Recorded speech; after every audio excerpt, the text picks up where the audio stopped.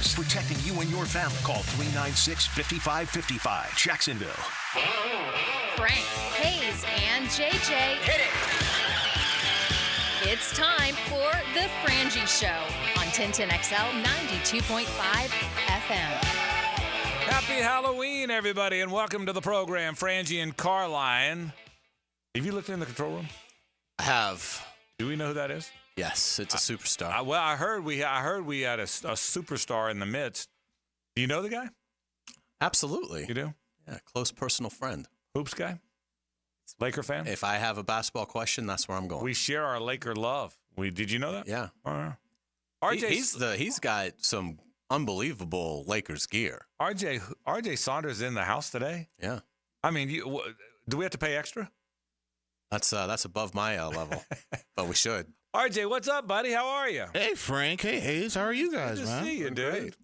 We love our guy JJ, but we love you too, and it's great to have you in here. So we're just moved the producers around a little bit today, huh? Absolutely. JJ, I'll make sure not to burn the place down in your absence. Yeah, definitely do. I mean, he's did you watch him in here? He's moving cameras around. It's impressive. I mean, he's switching the lighting. It's like watching Spielberg on set. I mean, it really was. I mean, very active. He had an active moment there. He could not explain to me why our Lakers, though, are suddenly 3-2 after starting 3-0, though. I'm not happy about that, RJ Saunders. Ooh.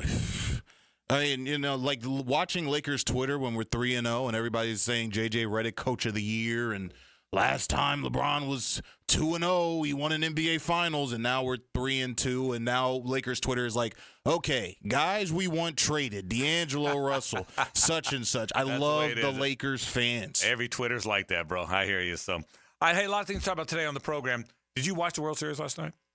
I didn't, actually. I was with my kids, and so Jackson and I were doing something else and did not watch a single pitch of it. One of the most bizarre games I've ever seen. I've seen the highlights, and certainly very bizarre. The Dodgers have won the World Series. They were the best team. Congratulations to them. The Padres are probably the second best team, by the way, so they won it 4-1. So now, in 24 years or 25 years now, once a team's gotten out to a 3-zip lead, there's never been a 6th game. That's incredible. And I thought there was going to be. I felt so bad for Garrett Cole. If you don't know the story of the game last night, the Yankees are up 5-0. Judge had left the yard. I think Stanton might have left the yard. They're up 5-0. They're cruising. They get to the 5th inning, top of 5. I think there's a single guy on first. Easy soft fly ball to center field. Judge drops it. Just dropped it. I mean, it wasn't hit hard.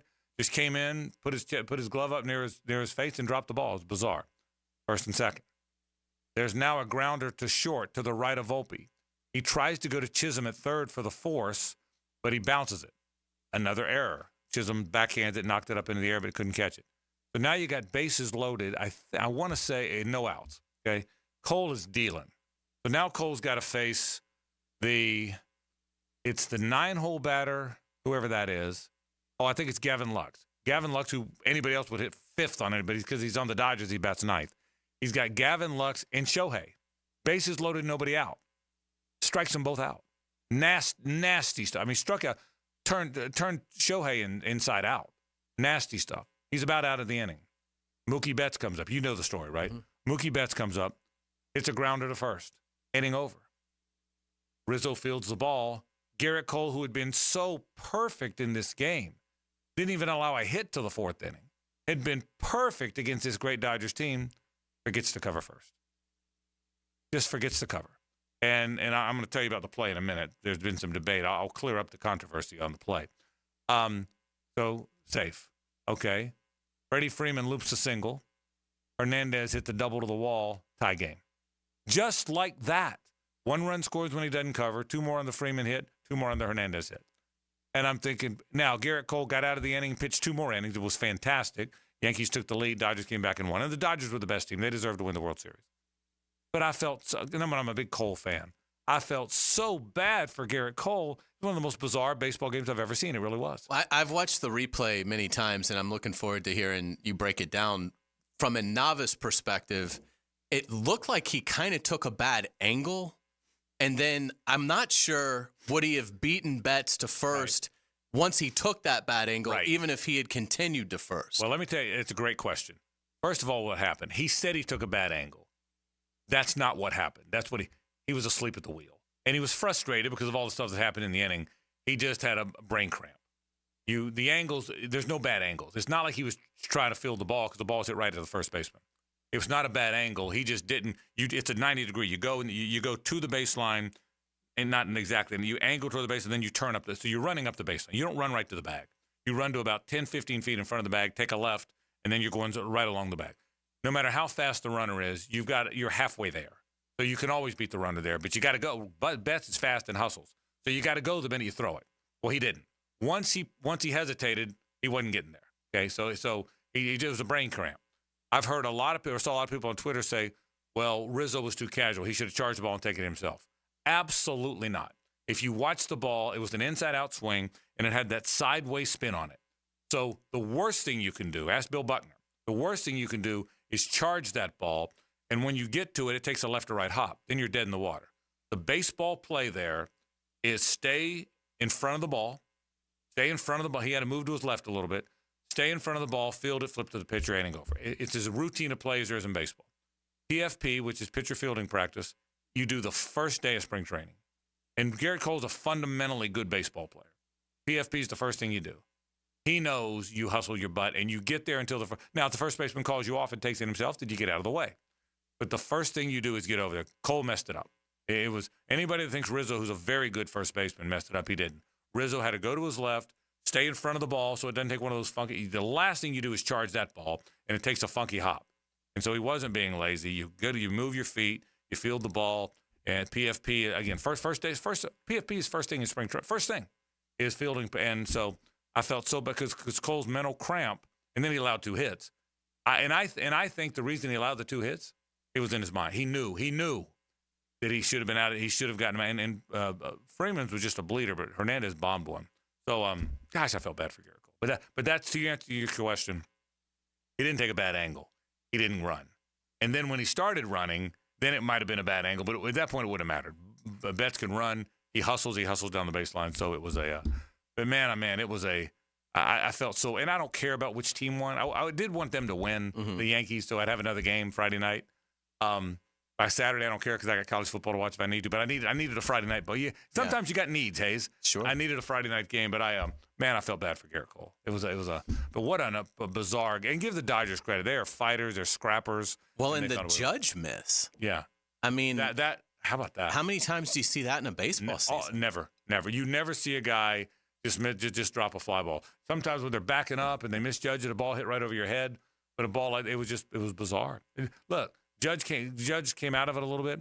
Here's the bizarre thing, the sad thing, is on a day where he finally got going and hit a bomb, he made the biggest defensive gaffe of the series.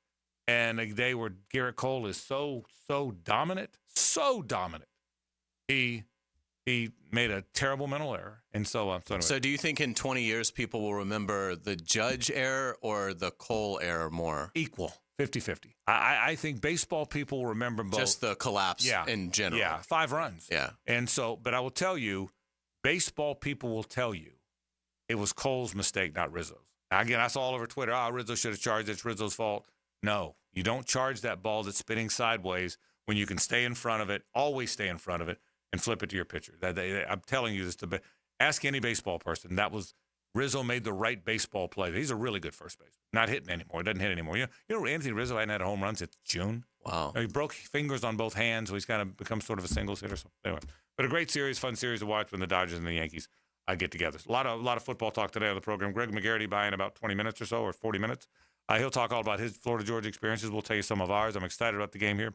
Jags and Philly. Can the Jags beat Philly? We'll certainly talk about that coming up on the program today as well. Florida State plays North Carolina. We got a lot of stuff to do. So Rick Ballou comes by phone at 3:20 today. So Greg McGarity at 2:40, Rick Ballou at 3:20. We'll talk some Florida, Georgia, and a whole lot more on this Thursday. Our Thursday is always brought to you by our friends at Stanley Pools. This is 1010XL and 92.5 FM.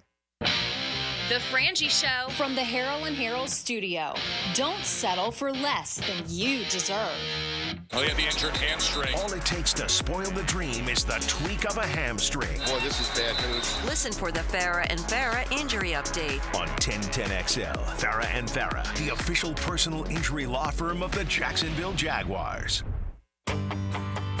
Hey, Jacksonville, I'm sure by now you've seen our bright green GFL trucks and containers throughout the greater Jacksonville area. We are an industry leader in solid waste and would love the opportunity to earn your business. We are committed to customer service, reliability, and have unwavering focus on safety. Whether commercial or construction, let us haul your waste away.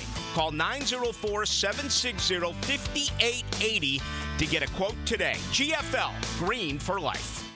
Joe C. for Hard Rock Bet, and we're knee-deep in football season. If you haven't tried Hard Rock Bet yet, it's time. And if you don't win your first bet, you get up to $100 back for a second chance, paid as a bonus bet. HardRock.bet has it all, everything in the game. Bet on TDs, passing yards, total points, who wins, and so much more. College football, too, with big-time conference play heating up. It's all at HardRock.bet. Offered by the Seminole Tribe of Florida. Must be 21 plus and physically present in Florida to wager. Terms and conditions apply. Concerned about gambling? Call 1-888-ADMIT-IT. Grab your lucky spot on the couch, because traditions make Sunday easy to enjoy. Bud Light, easy to Sunday, easy to enjoy. Bud Light is the official beer sponsor of the NFL. Enjoy responsibly. 21 plus. Copyright 2024 Anheuser-Busch. Bud Light Beer, St. Louis, Missouri. Hey, Jacksonville Koozies. It's me, Soccer Sam, for Salvatore's Pizza. Rochester, New York's favorite pizza is now open in Jacksonville, Florida, Tapestry Park at the Loft Hotel Plaza. Daily $10 deals. Dine in with beer and wine and delivery at salvatores.com. The famous Formoso family brings Salvatore's Pizza, Rochester's favorite pizza, including our 32-piece sheet pizza for your next event.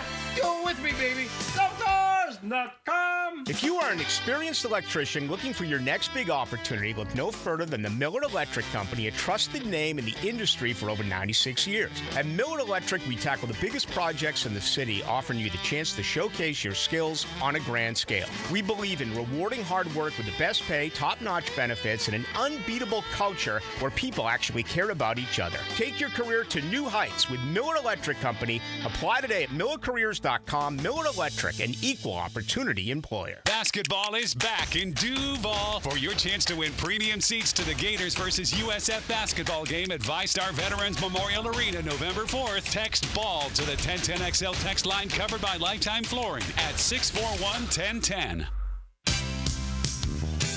What if you could be debt-free by this January? Get rid of all that high-interest debt, pay off all your credit cards, consolidate everything into one lower payment. Hey, it's Prosper here, and if you're ready to stop stressing over bills, you need to call Loan Pronto right now.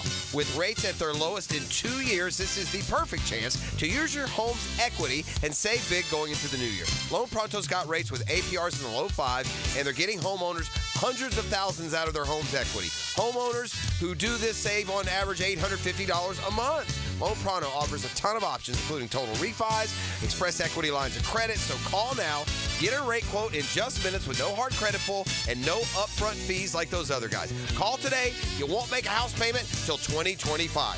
904-999-1508. That's loanpronto.com or 904-999-1508. Equal housing lender, NMLS 1661781 on approved credit, NMLSconsumeraccess.org. It's truck season at Nimnick Chevrolet. Chevy trucks have what you need to get things done, like a brand new Silverado 1500. This month, you can save up to $10,000 off a new Silverado, or well-qualified buyers can get rates as low as 0% financing. That's right, 0% with no payments for 90 days. Can you believe that? An all 2024 Silverado 1500 pickup with the largest inventory on the ground. Your perfect truck is waiting for you at Nimnick. Hard to believe, but it is there. The Silverado EV boasts 440 miles of range, more standard range than any competitor. Now, ask about 0% financing and $7,500 instant cash savings on EVs. Remember, Nimnick is the place you go to get all these fantastic deals. So who's got more new Silverados at the best prices? Nobody but Nimnick. Head to Nimnick today. Chevrolet. Together, let's drive.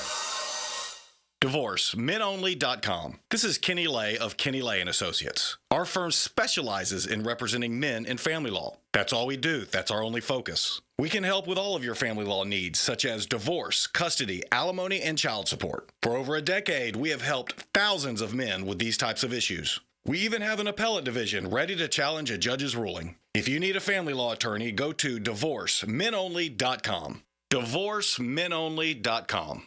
Offices, Jacksonville. Googa Nation, it's Dreamfinders Danny Hicken here to tell you this is no dream. The folks at Dreamfinders Homes right now have an unbeatable interest rate for you. You may not think you can afford a Dreamfinders home. Well, think again. Take advantage of a 2.99% year one rate. I said it, 2.99%. 15 Jacksonville communities to choose from. Find that dream house and take advantage of an unbeatable rate. Move now, literally. Dreamfinders Homes, the official home builder of the Jacksonville Jaguars. This is Keith Scott with Veterans Wholesale Cabinets. We are Northeast Florida's cabinet experts and your best option to elevate your home improvement project for both homeowners and contractors, and attention to detail to every project. VeteransWholesaleCabinets.com. 1010XL is presented by Farah and Farah, exclusive injury law firm of the Jacksonville Jaguars. Protecting you and your family. Call 396-5555. Jacksonville. It's a Stanley Pools Thursday on The Frangie Show. Since 1988, the experts in pools, pavers, screen enclosures, it's Stanley Pools. Do you think, in your opinion, RJ does this just so we'll start talking about Deborah Foreman? Oh, without a doubt. I think RJ knows our he's a great American for doing that. I think he knows the one thing about Hays and I, whether it's Deborah Foreman or Lori Loughlin or Phoebe Cates. Yeah, right. We're not normal. Tawny Katan. Yeah, all of them. I'll just throw them all into one group. Yeah. So this is our Deborah Foreman moment. Yeah, it's fantastic. And I should tell you why, but no, I'm not going to. I'm just going to say this is our Deborah Foreman moment. She's a wonderful actress.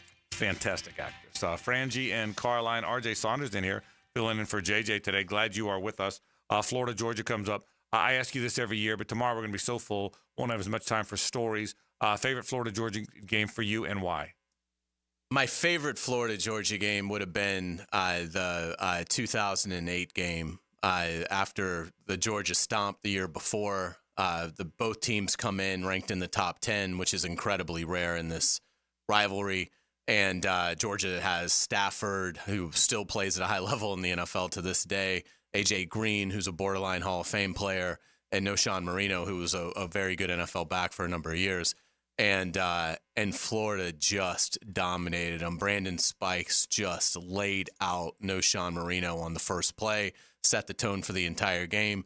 Tebow runs wild, and Joe Hayden had a big near pick six, but about a 70-yard return on a Stafford to Green attempt. It was just a magnificent game, full of Florida highlights, Florida route. And then Meyer calls the timeouts at the end to send the message. It was really, you can argue, like the last day Florida had an edge to its football program because they've never found it since. And but to me, that would be my favorite game. My least favorite game was the first time I went to the game was in 1989, and I was 13 years old. And I knew what a big deal Florida, Georgia was to my dad, and my dad was taking me. So it was like a big moment. It's like, wow, my dad's taking me to something that I know is like really important to him. And I'm old enough at 13 to realize that. And so, but at 13, I didn't really know the dynamics of the game. And so, I'm hoping Florida, I think, was an underdog. They had an interim coach, Gary Darnell. And so Florida plays fairly competitively, but loses the game. I think Rodney Hampton ran for 200 yards or something. Right. And so we're filing out of the stadium, and we're surrounded by Georgia fans, which I don't think in the game we were, but for some reason maybe the two schools shared an exit. Right. But regardless, so we're walking out of the concourse surrounded by Georgia fans, and they just all start chanting, "It's great to be a Gator hater." And I just lost it. Yeah. I mean, I was devastated, and I just start bawling. And that's awesome. And you're like 12? Yeah, I was 13 years old. And that's tremendous. Because I'm born in 76. It was the 89 game. And so, yeah, I was 13 years old, and I'm bawling. And my dad just put his arm around me and said, "Son, our program's savior is coming, and these days are going to be over." How about that? And Florida hired Steve Spurrier, and I had a wonderful run in my teens and 20s in the rivalry. I'm going to guess you won 18 of the next 21. That's correct. It was Spurrier 11 out of 12, Gazook 2 out of 3, Urban 5 out of 6. So I'm going to guess you won. I'm going to guess 18-3 once your dad told you that. Yep. I wish he would come back to tell us more. Tell your dad to come into the studio one day and tell us more. Give us another prophecy. That's a great story. Will you tell the story before I tell stories? Will you please tell the story of your father living in Bay Meadows. Yes. After the Lindsey Scott game. Yes. So and I know you weren't around for because you were a little kid. I was a little kid. Yeah. So this is a phenomenal. I story. think when did the Lindsey Scott game? It was, or maybe it was Lindsey Scott 10-9. No, that was 83. So I think it was the 83. Okay. It could have been maybe 83 was just as bad. It might have been 83. My dad drops me off at his parents' house so he can go to the game. So he comes back, picks me up. 7 at the time. Yeah, it was 6. Yeah, something like that. And I can tell like he is really upset. And so we go back to his condo in Bay Meadows. And, you know, I don't know. I probably went upstairs and played Nintendo or something. Right. And so the next morning, like, my dad is rounding up all of his Florida stuff. And he has everything. Not just, like, apparel. The like, phone, he has a Gator phone. Like a rotary phone. We all had them. That was a Gator phone. Okay. And, I mean, all this stuff. Helmets, I mean, anything you could think of. And he's putting it in this wheelbarrow. And he just basically was like, stay here. And he walks out of the back and takes the wheelbarrow to the woods behind the first green and lit everything on fire. He set all his Gator stuff on fire. He lit it all on fire and said, I will never let them hurt me again like they hurt me this weekend. That trumps any story he took all his Gator phone, his Gator helmet, his little mini helmets, and he set them on fire. And he burned it all. That's the greatest story. Yeah. That trumps any story any of us could tell. Yeah, it's he's a fan for sure. I've told my story again. I tell it every year, but I think that one might trump it. It was 1980. We went to the game. I went to the game with about 7 or 8 friends, and I was a senior, and I took a date who was a freshman at the time, and we went to the game, and I had on 2 shirts. And my T-shirt over a little like baseball sleeve shirt, and my T-shirt said Herschel who, and the minute Herschel got loose on a 74-yard touchdown, early in the game, that shirt was gone. It was flying before he scored. It was gone. Never saw it again. And then after the game, the date I thought was a sweet girl. Didn't know her very well. Don't really know why I took her. And had on a green shirt to go to the game. That was a sign. She probably wasn't locked in. Okay, she's a freshman at Florida. Oregon fan. Yeah, she was a freshman at Florida. I was a senior, and then you know the story.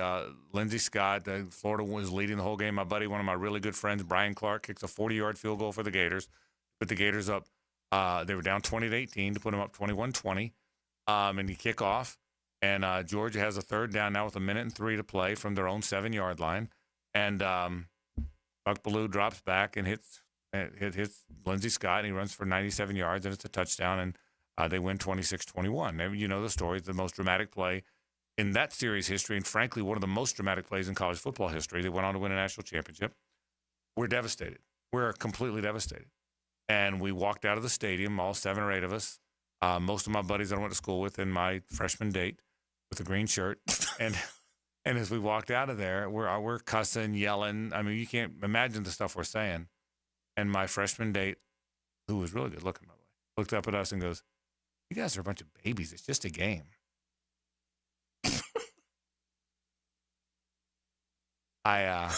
Was that wrong? I took her by the hand, and so we went out of the east side of the stadium. So I started walking toward the south end where the Wool River is, and just along the side of the stadium. And she said, "Where are we going?" I said, "I don't know." And we kept walking. And I saw my friends Nick and Susan Dennis, who were big Georgia fans. They were friends of my mom's, and they were in their green Toyota, and they had all their Georgia gear on. And I said, and I know they lived down like in Mandarin, so you had to go by San Marco, and this date lived in kind of that San Marco, Hendricks, all those areas. And I'm walking, and my friends Nick and Susan Dennis, my mom's friends, said, "Hey, Frank, we're sorry." I said, "Don't talk to me." I said, and they didn't say anything. I said, "Are y'all going that way?" They said, "Yeah." I said, "Take her." He looked at me, these big eyes. I turned around, went back to my buddies. Haven't seen her since. 100% true story. It's sad that I'm still a little bit proud of that story. It's despicable. I assume she got home. You know? Yeah. But that was 1980, and that was my Florida Georgia. Well, story. she's here today, Frank. It's exactly, but that's 100% true story. That is glorious. That is my. This rivalry will do things to you. Yeah, it really no doubt will. about it. Really That's will. why it's one of the greatest. And I've been asked, and that was in 1980 now. And in the 44 years since, I've been asked a number of times, have you seen her since? I said, no. Did she get home? I said, I assume. I assume if she didn't, I would have heard. You know. And now, as a father who has a 32-year-old daughter, if someone did that to my daughter, I would probably punch them till I couldn't punch anymore. But that's what I did. So there you go. So there's my story.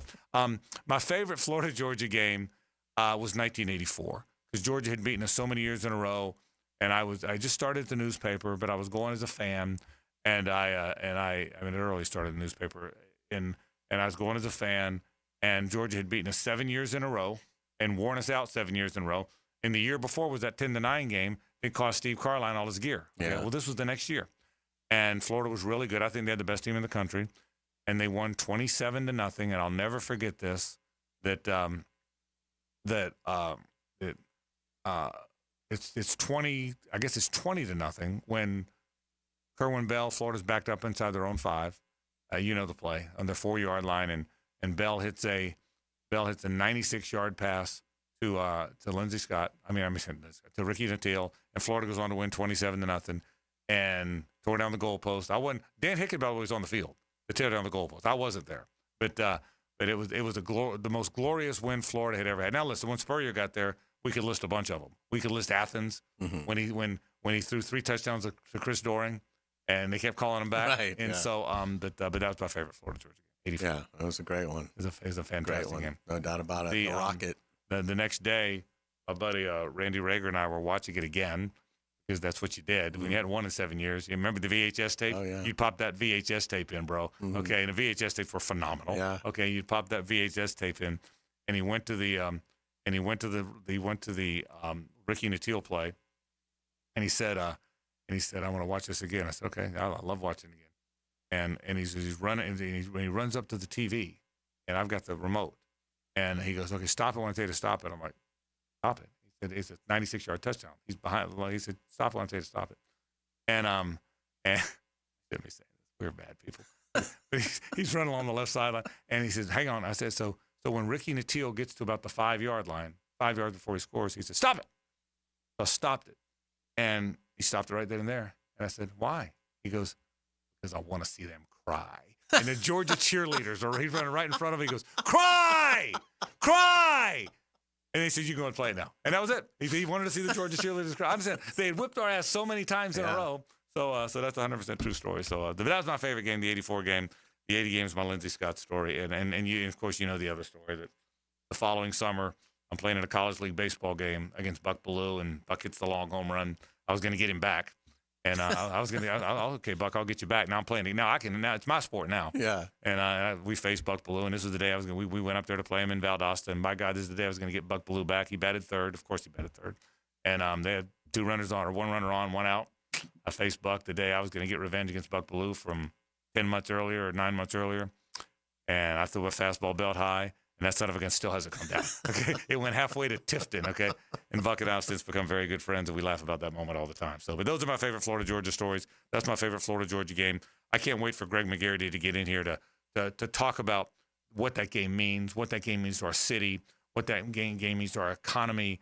But more than the economy, more than the 15 million economic impact or 20, whatever the number is, more than that, what it means to this city's self-esteem. That this city has that game. Now, listen, we also have the Jaguars that Orlando doesn't have and other cities don't have, too. We have the NFL. There's a lot of – the NFL is the greatest sports mechanism in American sports history. And so a lot of people would love to have the NFL like we have it. Believe me, I know that. But Florida, Georgia, it means so much to our self-esteem. I really believe that. There's a lot of people that like to have that game, and we have it. And we have it, and it's perfect here. It's perfect that it's on the river. It's perfect that it's the gateway city in between the 2 states. It's perfect that people embrace it. I was by RV City today, and I was down at the stadium, and it is magnificent. It's magnificent that we have it. I hope we never lose it. I hope we have it forever. And I can't wait to hear Greg tell some stories about the game. He grew up with the game too. Grew up in Athens. Worked for both. He worked for both, by the way. Okay? Mm-hmm. He was across the enemy lines twice. It's almost like whatever side has Greg, that's the winning side. Yeah, exactly. So we're hiring him back. So Florida needs to make a move here. But it's a really fun week, one of the most fun weeks of the year. So let's talk some Florida, Georgia. Greg McGarity joins us after this from the Gator Bowl Association. Stay with us. The Frangie Show from the Harrell and Harrell studio. Don't settle for less than you deserve. Mia here for MyBookie. Our listeners have been killing it in a year full of surprises. MyBookie is the one book that's got your back. No fluff, no second guessing, straight up action. Does your other sports book pay out when you push on a bet? MyBookie pays you back. And if you're new to the game and not sure where to start, we've got you covered. Step 1, use our promo code 1010XL. That will double your bankroll with a 100% deposit bonus right from the jump. Here's a pro tip to get you rolling. The NFL teams with powerhouse offensive lines are dominating the run game this year, and betting game total unders has been printing money. Stack that with MyBookie's risk-free Thursdays. Why wait? That's right there, a new risk-free odds boost every Thursday. To find the bet, click the Bet Boost tab and scroll down. If it hits, you win. If it doesn't, MyBookie refunds your money. Sign up now and get your double deposit bonus with MyBookie, the best sign-up bonus for Florida bettors. Bet anything, anytime, from anywhere with MyBookie. I'm here with Danny Van Sickle, director of the Electrical Training Alliance. Danny, tell me about your program. Hey, Rick, we're a 5-year electrical apprenticeship. Our students start out making over $40,000 a year, and right now graduate making over $90,000 a year, including benefits. There is no tuition or no student debt. You just have to apply and get accepted. Did you say no tuition and no student debt? You heard that right, Rick. Once you're accepted to the program, your only cost are the books and the course fees. About $800 a year. That sounds like an amazing opportunity. How can I learn more? Just go to etajax.org and you can apply there. Apply by November 7th. When a plumbing or septic emergency happens, you want to have your ducks in a row with a company you can trust. Duck Rooter Plumbing and Septic Services is the #1 company on the First Coast. Check out our reviews online. DuckDuckRooter.com. Rick Ballou for Carlson Dental. You know, I've been telling you this for quite some time because it's true. I hate going to the dentist, or at least I used to hate going to the dentist. I had total anxiety, and then I tried sedation. Light sedation for cleaning and deep sedation as well for cavities and root canals. Folks, it's an incredible experience. So don't be nervous. Don't be scared. Go to CarlsonDentalGroup.com. That's CarlsonDentalGroup.com for all of your dental needs. Start your Sunday off with a cup of Joe and some sports medicine intel. This is Joe C. inviting you to join me and Dr. George Bari for Breaking Bones every Sunday morning at 7:30. And if you miss an episode, just look for Breaking Bones wherever you listen to podcasts. Discover luxury storage life at The Shed, opening soon in Atlanta Beach, for a place to store your cars, boats, and toys. A place for an office, a golf simulator, or a man cave. AC and plumbing available. The list of premium uses is endless. Take a tour on Instagram or go to theshedjacks.com. Bud Light and everyone at Anheuser-Busch want to remind you to get home safely every time. People are counting on you, on the road and at home. Plan ahead with safe rides, and don't forget to hydrate between beers. Bud Light encourages everyone to enjoy responsibly and socialize safely. Joint replacement surgery is always a tough decision, but relief from chronic pain may be just around the corner. Dr. George Bari here, and there's a lot to consider to make sure you get the proper diagnosis and best path back to the range of motion and mobility you had. Age, lifestyle, and overall health all play a part. Let the team at Bari Orthopedics give you a full analysis to help you make the best decision. Log on to BariOrthopedics.com or call the office to make an appointment. With offices across Jacksonville and ready to help you feel good again, we'll get you back on the road to recovery at Bari Orthopedics. If you need an insurance agent, I'll recommend the best guy in town, State Farm agent Craig Dewhurst. Call him at 940-9740. Really good guy, really good agent. Life insurance, homeowners, automotive, you name it, he'll handle it for you. Tell him what you need. He'll assess your whole situation. What kind of coverage do you need? How much coverage? What should your deductible be? What do you make, and how does it fit your cost and your rates? You will love dealing with Craig. What a nice guy he is, and how he'll help you get the right answers. The best in the business. Craig Dewhurst from State Farm, 940-9740. Sports fans, JJ LaSalva here. When I need to send my bride flowers or a plant for birthdays or anniversaries, I always go with Kuhn Flowers. After all, they've been the leading florist in these parts for over 75 years. You can always rely on Kuhn Flowers. Our slogan, Know Before You Blow, applies to more than just DUI cases. Hi, I'm attorney Lee Lockett of Lockett Law. Battery charges can result in jail time and criminal convictions too, so know before you blow a gasket and hit a loved one or a stranger. Drug crimes like possession of marijuana and cocaine will land you in cuffs too, so know before you blow. In a boating under the influence case, you also have the option to blow or not to blow. So know your options. Know before you blow. Go to knowbeforeyoublow.com now. Offices Jacksonville. This is Dr. Kevin Kaplan, head team physician for your Jacksonville Jaguars. Here's the latest update on the Jags, brought to you by Baptist Health and JOI. The Jaguars will face one of the NFL's most dynamic dual-threat quarterbacks on Sunday in Philadelphia. Jaguars head coach Doug Peterson on the matchup against Jalen Hurts. The challenge, obviously, is his, the ability to create plays. The ones that aren't there, and he makes them. He's really good outside the pocket. He's tough to bring down. He's strong, powerful, and he's improved so much in the passing game too. And he's obviously got some weapons around him. Doug Peterson on Eagles quarterback Jalen Hurts. Hear more from the Jags head coach on the Doug Peterson Show today at 5 o'clock. I'm Andrew Gibson with your Jacksonville Orthopedic Institute Jaguars update. 1010XL is presented by Farah & Farah, exclusive injury law firm of the Jacksonville Jaguars. Protecting you and your family. Call 396-5555. Jacksonville. The College Football Report is presented each week by the Gator Bowl with Executive Director Greg McGarity. Here's Greg with the Frangie Show crew. All right, we're talking Florida, Georgia. How many have you been to? Your total number of Florida, Georgia? Well, as a full-time employee since 77. Okay. As a student since 72. So you've never missed one? I missed one in 1988 when our son Alex was supposed to be born. Okay. So I missed the 88 game. So that's the only one you've missed, even through today, since 1977. Wow. That's How about that streak? That trumps Hickens' streak. It doesn't trump Rick Catlett's streak. And it doesn't count. I was there with my dad when the home team handled game programs. Okay, so wait a minute. So 77 professionally. Correct. So how many did you go to before that? Oh, gosh. As a student, I was a student in Georgia from 72 to 76. So Okay, I that's didn't four come more. every year. Okay. And then came with my dad when I was about 12 years old. So I don't know. You're in I the just- 50s. I started going back to 77. How about that? Didn't go How back about that? further. But Well, my first one was 78. No, that's not true. That's not true. My first one was 77 in the 60s. The Hank Fulberg game. Maybe that was the 70s. The early 70s. Yeah, it was the 70s. The Donald Gaffney to Hank Fulberg 2-point conversion. I think that would have been my first one. a lot of them. I've been to 37. That's amazing.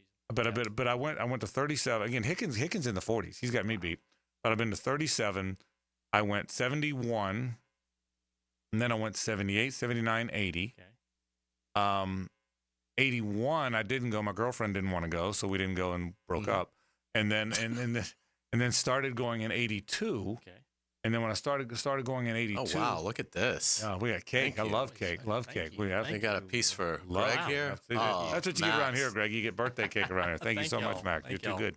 So I went in, started going in 82, and went every year from 82 through 2013. Okay. And then got the Jags game. Got it. And then once I started at 14, I started doing Jags games. So I haven't been. But in your mind, you've seen this thing from three angles. You've seen it from Georgia, you've seen it from Florida, and you've seen it for what it does for Jacksonville. Mm-hmm. I mean, nobody's got that. Nobody's got all three of those perspectives.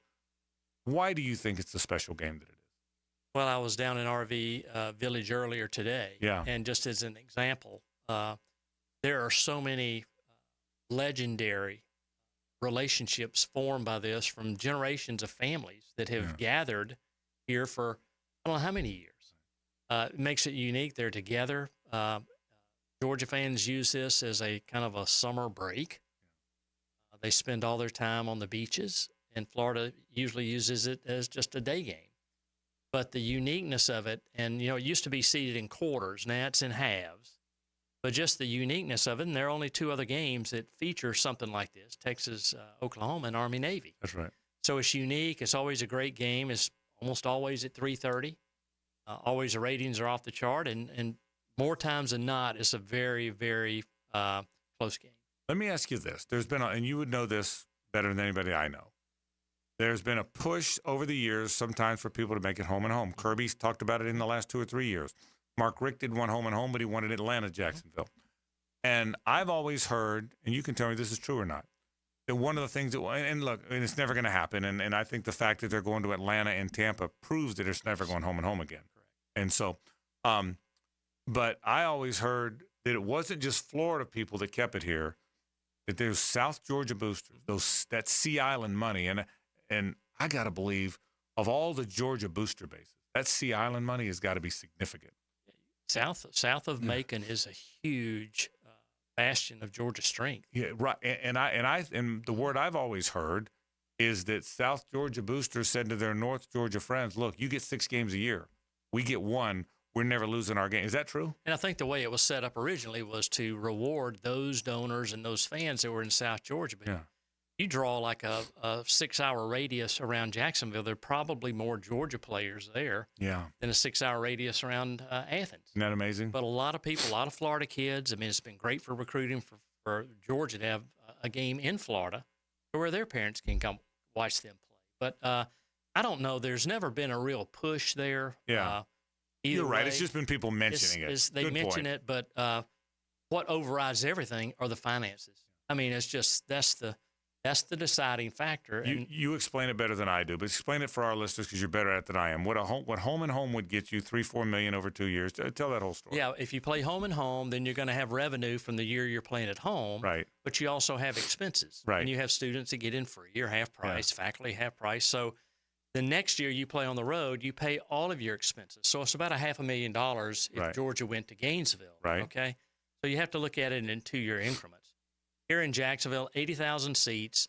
Schools set the ticket price. Let's just say an average ticket price is $100. Okay. Times 40,000 fans. Do that. There's $4 million there. Right. City pays your expenses. Right. They pay a guarantee on top of that.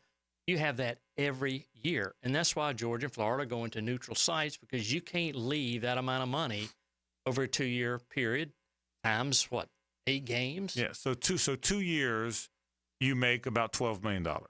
And if you did it home and home, in 2 years, you'd make about $3 million. Yeah, I mean, it's just... It's 4 times the money. And now you're having to pay these players. Yeah. So you need the money better. And that's why I think some of the home and home has kind of been lessened, all the argument there, because now you got some players that are making more than coaches are. Yeah, I think so too. And I told Hays this yesterday. You go, and you've done this obviously. We've all been to St. Simon's. You go up to St. Simon's Island, and that's where Sea Island is. They have that little airport there, and you're driving in. You pass that airport. To drive to the downtown, the little village down there. You got to go right by that airport. St. Simon. Yeah, you got to go right by. You ever see the Lear jets that are parked at that sucker? I mean, they're all going to Sea Island, but I mean, it's amazing, isn't it? I mean, and some never leave the island. Exactly right. So I think that's a big part of it. What kind of game do you think we'll see on Saturday? I think it's going to be competitive. You see that more or less in the conference. You see Vandy upsetting Alabama. You know, it's a game play with 18 to 21-year-old kids, and who's hot that day, who's not, who's executing, who's tackling, who's making play. How many times do we see an interception that was dropped that could have changed the game, or a field goal, or an extra point, or things like that? They always kick in, but we have long memories. These kids playing now, they may have a memory of 1 or 2 years. So it's a little bit different for these kids playing the game now because they couldn't tell you what happened 4 or 5 years ago. Greg, do you have, and this is, asking your favorite kid because you've been to so many, but do you have a game that stands out, any 2 or 3 Florida Georgia games that jump off the page for you? Yeah, I think the 1 in 80 will always go down as probably one of the greatest games in Georgia history. Oddly enough, for me, the 92 Florida win over Georgia was a big game for me. That was my first year at UF. I'd only been there for 2 months. Yeah. Oh. And I knew everybody on the Georgia staff. So if you remember that game, it came down to Shane Matthews on his 3rd and 7 passes. I forgot who he hit, Harrison Houston maybe, towards the press box. Yeah. And that was victory formation after that. And that game, if you remember, was just back and forth and back and forth. And so, here I am, a new Gator, having been a Bulldog my whole life, and you wanted Florida to win. Yeah. And so it was really I was just a basket case after. Was it hard to want Florida to win?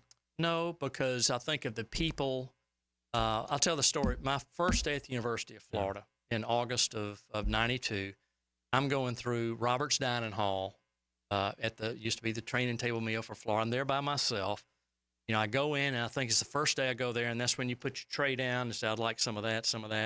Yeah. And all of a sudden, I turn around, and looked for some place to eat. And back in the very back was Steve, Spurrier, Jerry, and Scotty at that time. Okay. And they're waving, and I'm looking back like, who's he waving at? Yeah. So I said, me? And they said, come on back. And so there I sat at their table and had the best conversation. I remember Jerry saying, look, until your family gets down here, come to our house. If you need laundry, if you need something to eat, you're now a Gator.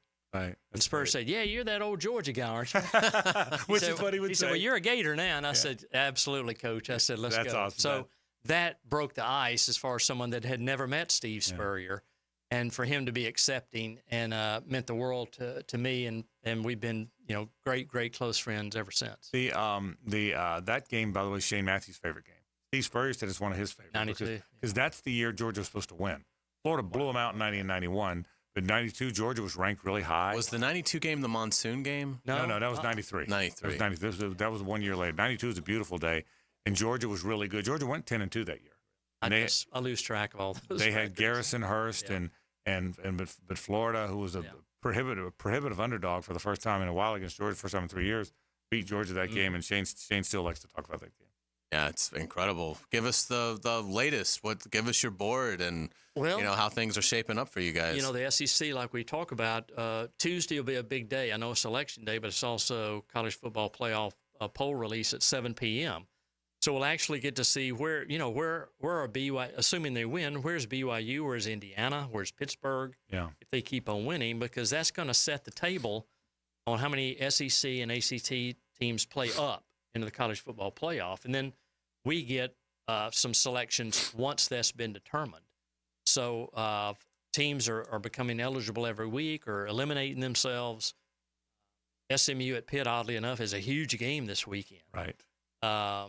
And you've got I'd say 5 teams are probably in the running because I think it'll take 9 or 10 ACC wins to be in our game this year. SEC, it just depends on matchups and who's not in the playoff and who does Orlando pick. And then we're in the mix with Tampa and the rest of them on what's the best matchup after that point in time. And we ask you this every week. I'll ask it again. If Florida wins one of these next 4 and then meets FSU and gets to 6 wins, are they choice number 1 for you in the SEC? They'd have to be. I mean, they have to be up there. I think, what you see is where would Florida want to play? Yeah, I don't think they can jump some maybe. Yeah, you told us that say they have last 6 wins. I don't know if I think the 8-win teams in the SEC are going to say, well, we'd rather go here, but certainly 6 wins helps the pool. Yeah. Which gives us a better chance to be in contention for them. If it wasn't Florida, off the top of your head, based on who could come here, based on record, based on who can't because they just came, what teams? What SEC teams do you think would make sense? Probably the better way to say it is Mississippi State won't, Auburn won't. Okay, I got you. South Carolina, Arkansas still have work to do. Yeah. Kentucky probably, even though they could, they won't. So it's a lot depends on what's between that and the teams that aren't in the college football playoff. Yeah. Then all of a sudden, if it ends up being LSU, Ole Miss, Missouri, I could see one of those teams coming, or is Arkansas in there? What happens during that time? So makes a lot of sense. Because you've got to fill 7 spots between Orlando and then our group of 6 bowls, and then with Memphis and all these others.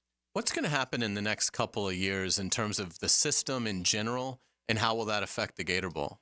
I think the one thing that has to happen is the College Football Playoff Committee has to determine what does the playoff look like in 26 and beyond. We know 24-25. Do they go to 14 teams? Do they keep it at 12? Do they go to 16 teams? At that point in time, we will have a better idea because our agreements with the SEC,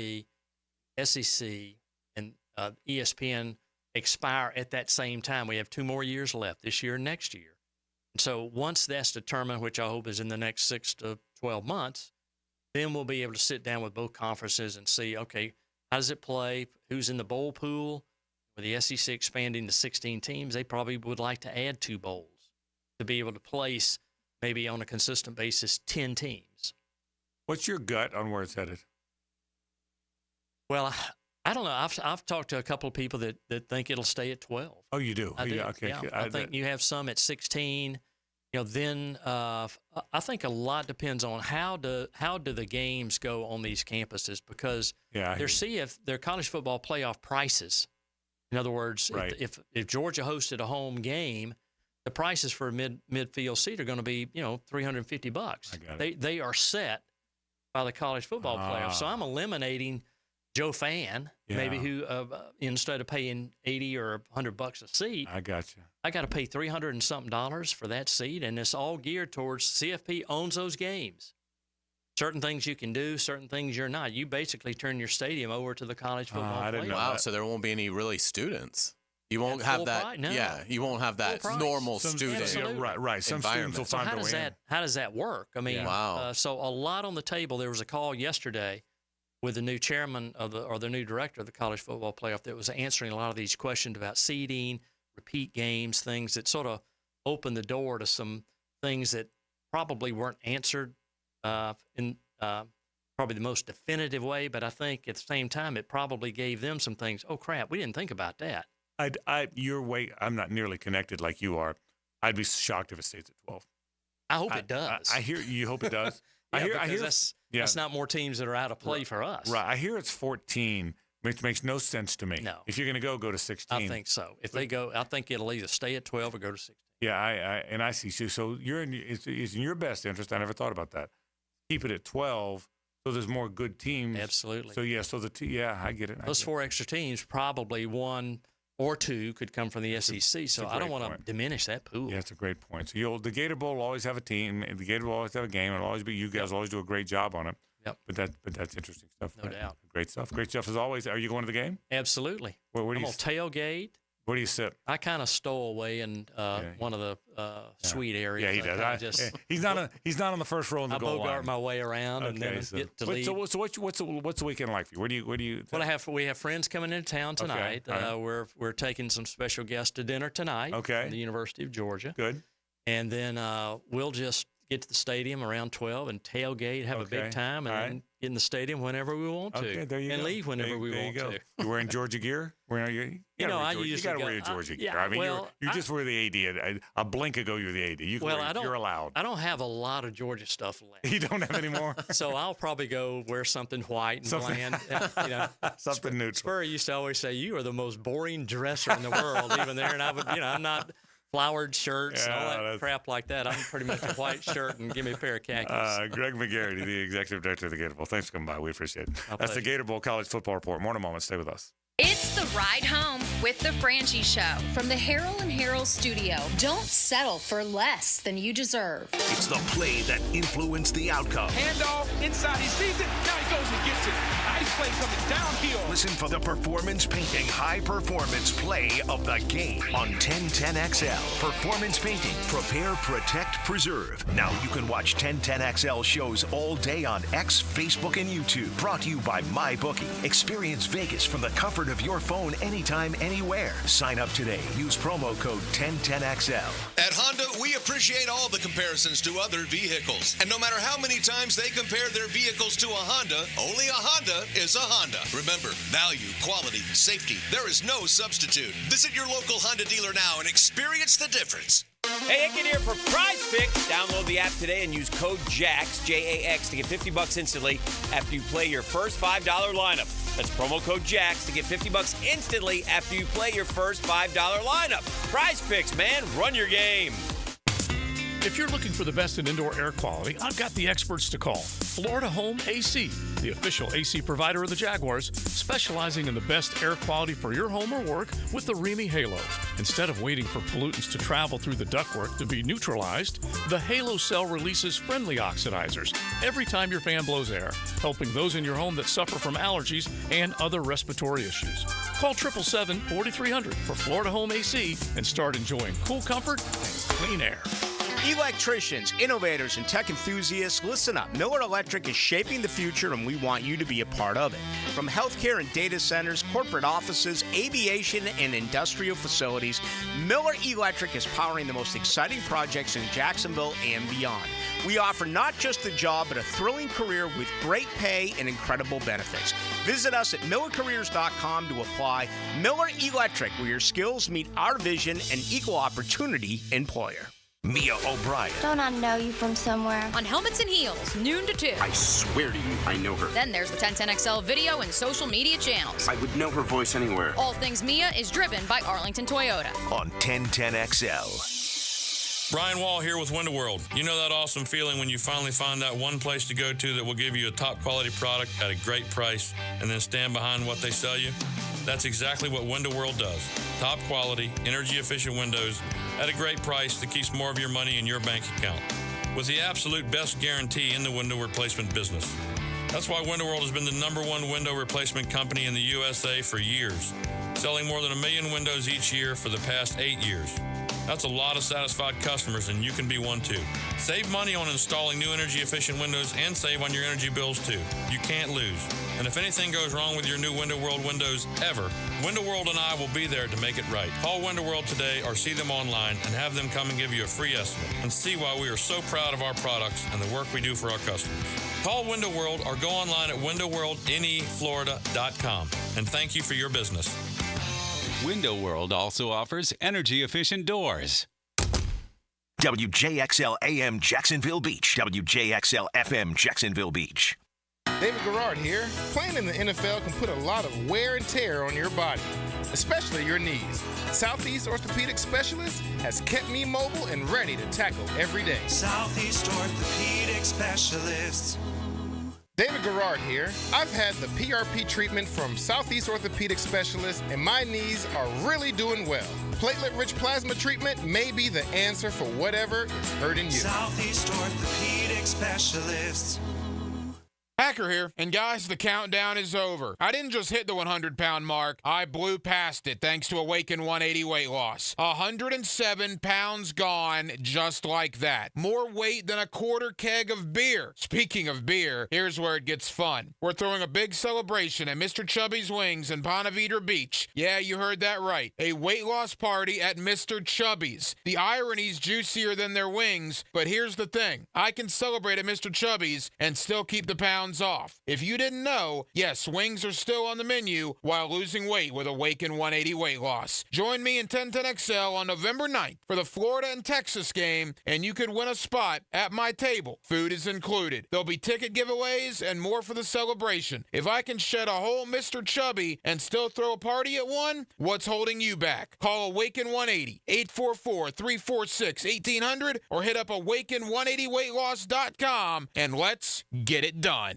Hey folks, this is Dave Benyon with my son Ammon here from Zero Res. Ammon, you've been cleaning air ducts for a while now. What are some of the reasons customers might consider getting their air ducts cleaned? There are many reasons. Many times, people suffer needlessly from poor indoor air quality produced by the conditions in their air system. Construction dust, the presence of bacterial growth, and years' worth of buildup all come together to make your air ducts a pretty gross place. If you suffer from allergies, have recently moved, recently remodeled, or have never had your air ducts cleaned, then now is the best time to call. By calling Zero Res, you'll have the peace of mind of knowing that you called the best of the best. Our state-of-the-art truck mount system and top-of-the-line service representatives simply can't be found anywhere else. Google Zero Res and read thousands of 5-star reviews. So what kind of deals can I expect? Just mention that you heard us on the radio, and we'll give you $100 off your air duct cleaning. Wow, that sounds like a pretty great deal. Remember, folks, Zero Res, spelled forward or backwards, it's the right way to clean.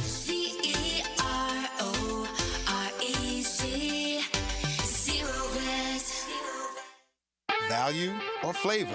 Price or taste? Why choose when you can get both with everyday deals at Sonny's? Right now, you can get the pork big deal for $10, the pork and rib combo for $12, and all you can eat ribs for just $19.99. Yep, you heard right. All your favorites are now available all day, every day. And that's why it's always Sonny's here. Sonny's Barbecue, local pitmaster since '68. This is Molly McDonald with your 1010XL Southeast Orthopedic Specialist Local Sports Update. Brought to you by USA Park. Thursday night high school football is here on the First Coast with one of the best matchups of the season with St. Augustine taking on Mandarin. Another big matchup, Atlantic Coast will visit Reigns to take on the Vikings, who are chasing their first unbeaten regular season since 1997. Reigns head coach joined 1010XL's Friday Night Lights and spoke on the focus of getting their mission done. We know the truth. We know that the grind, the grit that we put our kids through, and our expectation passion for them every day, it's going to show at the end. So, it's great, continue to take it one game at a time, 1 week at a time, and, the results are going to speak for itself if you put the work in. So, when it's all said and done, we just want to make sure that we accomplish our mission, at the end of the season, and, we're not going to stop until we get there. Kickoff tonight for both teams at 6:30. It's 82 degrees at 3 o'clock. Time and temp brought to you by Bueller Air and Plumbing. Stay cooler with Bueller. 1010XL is presented by Farah & Farah, exclusive injury law firm of the Jacksonville Jaguars. Protecting you and your family. Call 396-5555. Jacksonville. It's a Stanley Pools Thursday on The Frangie Show. Since 1988, the experts in pools, pavers, screen enclosures, it's Stanley Pools. Thanks again to our friend Greg McGarity for stopping by, talking Florida, Georgia, and a whole lot more. Gator Bowl as well, the Gator Bowl College Football Report. A little Jags talk here. Rick Ballou joined us in about 10 minutes or so to talk Knowles. We have headlines at the bottom of the hour, so we are loaded up on stuff, and glad you were with us as we continue along. Some Jaguar stuff I do want to share. For what it's worth, Christian Kirk was never on the trading block. At no point. Do you remember the rumors out there on a lot of them? Yeah, he was never on the trading block. There was never a conversation. It was more that could teams needing a receiver reach out to the Jaguars about him more than it was the Jaguars shopping him. So it's not that anybody said it was in play. Okay, then maybe I misunderstood because I got the impression people said that there's discussions. There were never discussions. Now, whether or not people reached out to the Jags about Christian Kirk, I don't know that. What I do know is the Jags were never going to move Christian Kirk. What I also tell you is the current regime would love to have him back. Now, we'll see what the regime is, but I can tell you that the current regime, if they're in place, would love to have Christian Kirk back. So That's there's good news. It is good news. I can tell you that definitively. I can also tell you there was never a conversation about moving Brandon Sheriff. That one I wasn't sure about. There were rumors out there. It was never in play. And so whatever you thought you might have known about that, I will tell you, neither one of those were there was never a conversation about any of that. So the Jags still felt like, listen, we're going to try and go win. I think the Cam Robinson thing, I'll tell you what I said yesterday. I don't know all the details, but we were all there Sunday. We all saw that he wasn't very engaged. For whatever reason, he wasn't part of it. And I don't think he was totally – I don't think either he or Roy Robertson Harris were totally bought into where they were, what they were doing, how they were being coached, how they were being – I think both guys – I think the move made sense for both guys because they weren't happy. And when you're not happy, your unhappiness bleeds its way through a locker room, particularly a locker room with some young players on both of those sides of the ball. There's some young offensive linemen and young defensive linemen. So if your veteran offensive linemen and defensive linemen aren't happy, that can become problematic. So I think at the end of the day, I don't think there's any – I'd be surprised if anybody else has moved at the deadline. I think they've done what they're going to do. Yeah, it's interesting. And again, another side of that, Cam Robinson certainly forced their hand by pouting for 3 hours on Sunday in full uniform, which was an utter disgrace.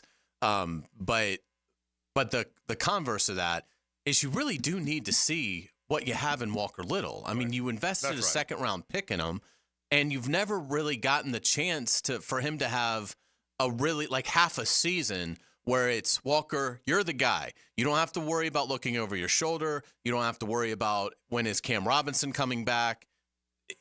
This is it. There is no one else. If you don't have a great game, you're still going to be the starter the next week. Just go out there, and they need to see how he plays and with that kind of an environment. And if he plays well, then obviously you might have a player you want to stick with for a few more years. If he doesn't play well, then he hits the market, becomes a free agent. But it's never made sense to me that you invested a second-round pick in this guy, and by all accounts, think he's pretty good. It's not. I mean, sometimes you take a guy in the second round and he can't walk and chew gum at the same time, and once you realize that, you move on from him, and he never really plays much. But with Walker Little, it feels like they do have confidence that there's something there. You got to see what you have. I mean, It's amazing it's taken this long to finally get to the point where now Walker Little might have an undisturbed run at one of the tackle spots. Yeah, and I'm interested to see what some of the young players is there. Look, sometimes when you go young, and your team is predominantly young players, Hays, maybe you find something. Maybe you find a new energy. Maybe the veteran guys, maybe it's harder for veteran guys to stay as engaged when it looks like your season isn't going the way you hoped it would, you know? And again, I'm always glasses half full guy, so I guess I'm doing it again. But it's kind of who I am. I think maybe sometimes when you're young guys, they just want to go play.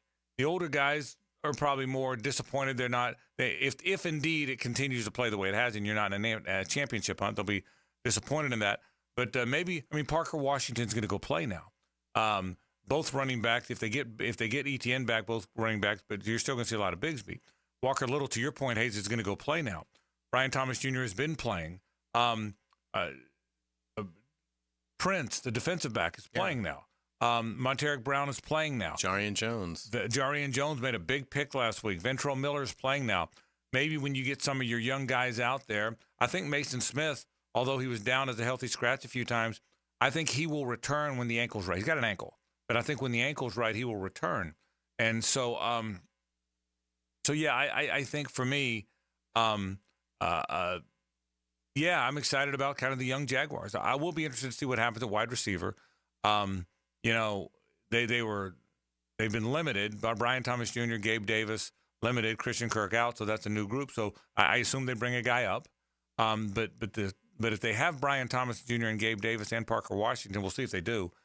Yeah, I'm excited to see what that all looks like with Walker Little as the left tackle. And again, I think Britton Strange is going to factor in because Evan Ingram is obviously going to get like 15 targets. He's going to be probably him and Thomas will be the focal point of the passing attack. But I think there's still going to be a piece for Britton Strange in that. And again, obviously Philadelphia, Vic Fangio, he'll be ready for the double tight end look because he'll have seen how successful they ran it at the end of the Green Bay game when they were forced into it. But sometimes you fall, backwards into something. And in any walk of life, it happens in science all the time. Almost all the inventions they didn't mean to invent. They just sort of stumbled upon it.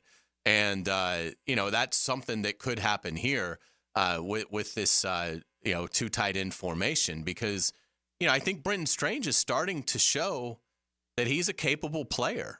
He's not Evan Ingram, but if Evan Ingram is going to draw the coverage, Britton Strange certainly looks like he's the kind of player that can take advantage of, advantageous lack of coverage around him. Right. And so utilize him. I'm not saying throw him the ball 10 times, but, if Evan's going to get 10 to 15 targets as he should, and Brian Thomas is going to get 7 to 12 targets as he should, then there should be a space for Britton Strange to get 5 targets. And he, usually if he catches most of them. So, that could be something that could give Philly some issues. It sure would be good to see the good guys get this one. I say that every week. You're 2-6 now. You were 2-6 2 years ago, but the margin of error is gone now. Any margin of error at all is gone. Now, obviously you got to go 7-2 the rest of the way to really have any kind of a chance. And 7-2 is hard for a team that's 2-6. But that's what they did 2 years ago. They went 7-2 after going 2-6. So we'll see. But it certainly it's got to start at some point. It would say something too if they win Sunday about their toughness. I agree. Physical toughness. Yeah. Because I don't think they're physical. Look, they're all tough men. They play football for a living. But I get your point. But their physicality, compared to other tough men that do that as well, I don't think they're incredibly tough compared to their peers. They haven't played physically. That's what you're saying. And if they go and beat Philly, you're not going to finesse the Eagles. Right. If they win Sunday, the Jaguars will have beaten them up. Yeah. And if they're able to do that, that will say a lot because I don't think they have it in them. Yeah, and I will tell you, the Philadelphia has found itself after the break. It was muddling along a little bit, and then went to break, and they've won 3 in a row since the break.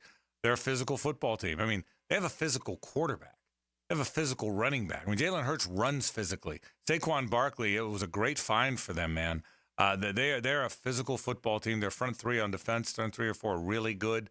So on defense, they got a chance. So they're a good team. So we'll see. We'll talk more about the Jags coming up tomorrow. Let's take a break. Rick Beluchik's in every 2 weeks to talk about the Knowles. We'll do that after this. Stay with us. The Frangie Show from the Harold and Harold studio. Don't settle for less than you deserve.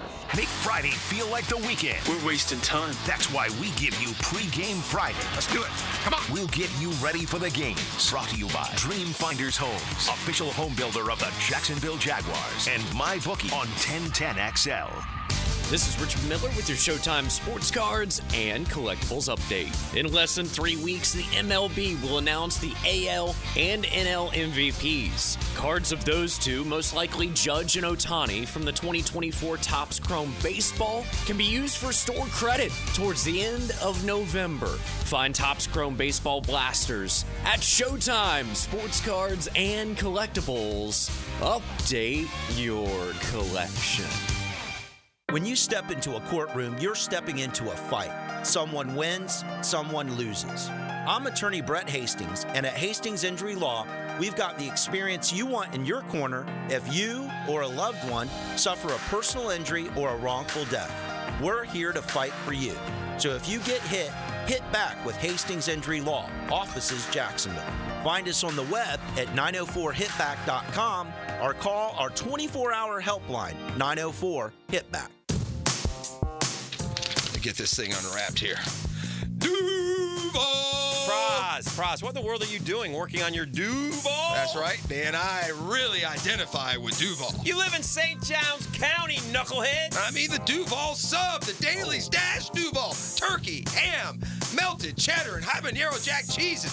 Lettuce, tomato, crispy and fresh, like me. I'm sure there's a Dailies Dash sub that sums you up. The boss. Because, of course, oven roasted beef, Munster cheese, roasted mushrooms, caramelized onions. It's the boss of all subs. Only available for me. That's just not true. What do you mean? I walked in the other day, screamed, "You know it!" and said, "A boss for a boss." Well, no matter who you are, there is a Dailies Dash sandwich or sub for you. Go find yours. They may even make you a boss. I'm sure they will, because it is Dailies Dash. Where more is better. And you got that right. You've got so many chances to win big on Hard Rock Bet. Even a small bet can bring in that serious cash. All you need is $1 and a dream. Unbelievable. They've hit the parlay. Let's go! Big payouts for every kind of player. Hard Rock Bet. Roll with us. Get up to $100 back if your first bet doesn't win. Payable and bonus bet up to $100, not a cash offer. Offered by the Seminole Tribe of Florida. Must be 21 plus and physically present in Florida to wager. Terms and conditions apply. Concerned about gambling? Please call 1-888-ADMIT-IT. Get more Garnet and Gold on the Seminole Report. Follow the Seminole Warpath to college football glory. Brought to you by your local Ag Pro, your home team. Stay close to the Seminoles with the Florida State Seminole Report on 1010XL. Are spooky plumbing problems haunting your home this Halloween? Don't be scared. Call Duck Duck Rooter, your ghost-busting plumbing heroes.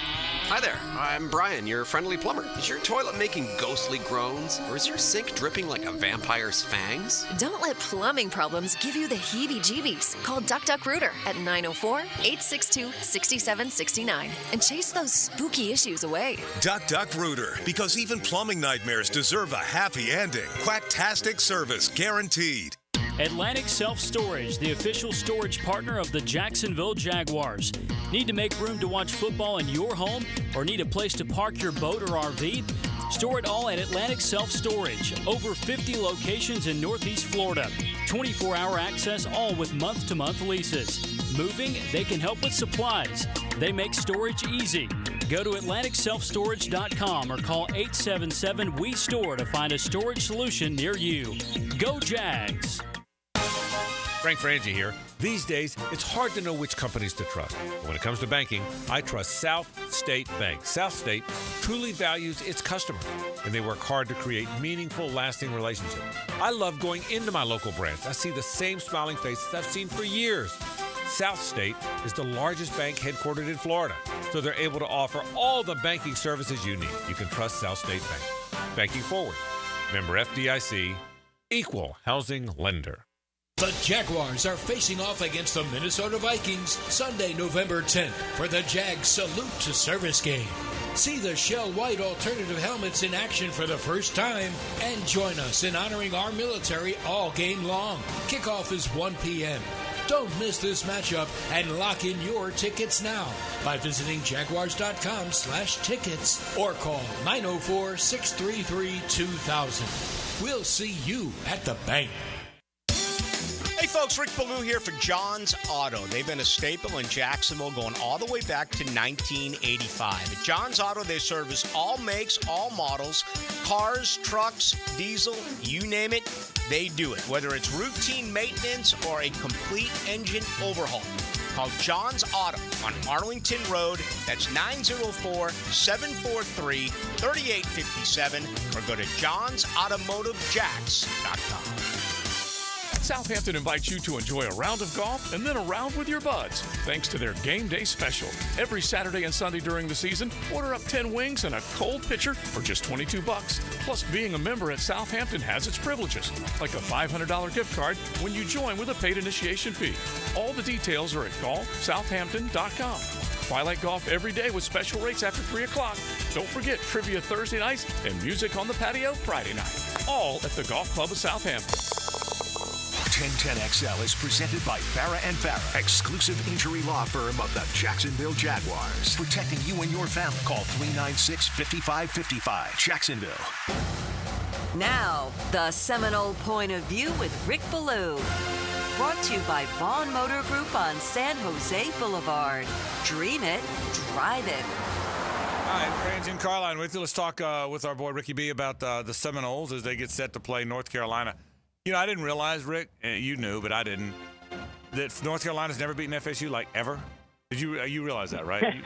They've never beaten them. They beat them once there with a field goal because I was at the game. Oh, and they that did. Was the infamous. Oh, I thought they hadn't beaten them. They did beat them. No, they had, and the ball hadn't even crossed the goal line yet, and I got a text from Hacker telling me that he was just devastated.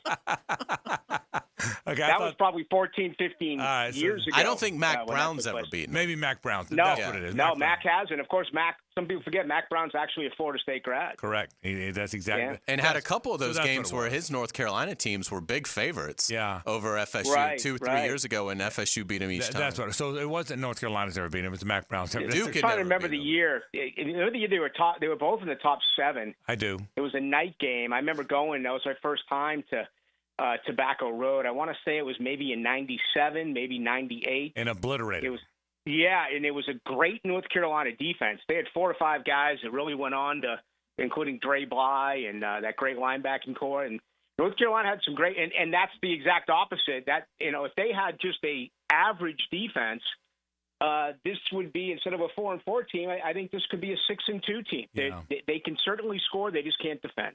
Rick, I asked Tom Block this yesterday, but I know you're connected as anybody. What is the mood's not right? We know what the mood is. They're not very good. But, I mean, what is the sense of is he going to gut the staff? Obviously, he's coming back. He's got the big buyout. But is that going to happen, in your opinion, Rick? Is he gonna kind of rebuild the infrastructure of Florida State football, do you think?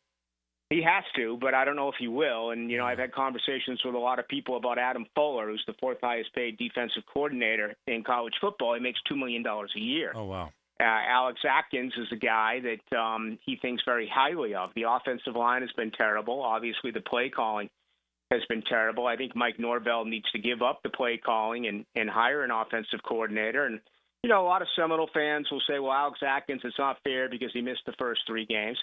Well, it is fair. He lied and he cheated, and he got punched right in the nose by the NCAA because it was a stupid move by him to do what he did. I mean, to get suspended during the NIL period is just absolutely ludicrous, and that happened with Alex Atkins. But you know what, Frank? This is what they got to do.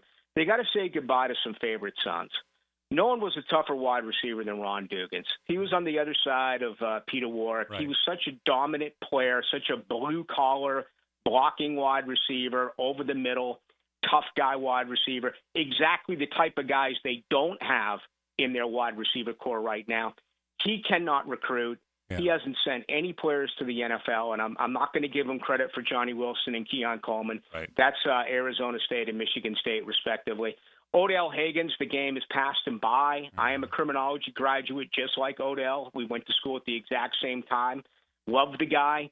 I've heard it from a couple of different people. The fire's just not there anymore. The coaching is not there anymore. The simple mistakes are being made. Randy Shannon maybe the worst recruiter alive, okay? This is the worst linebacking core that Florida State has ever had. You got to say goodbye to him. So it's just a long list of coaches that have to be sent packing. But this school is so up against it financially because of the lawsuit with the Atlantic Coast Conference and everything else that's going on, the reconstruction of the stadium. Dollars right now are tough to find in God's country. Rick, in terms of Kromenhoek, I saw a report earlier this week that they're wrestling with the idea of his red shirt, which seems ludicrous to me because I think he's your best quarterback. So I would start him the rest of the way. But how do you feel about how Mike Norvell will approach that with Kromenhoek in terms of preserving the red shirt or just letting him go ahead and play out his true freshman year?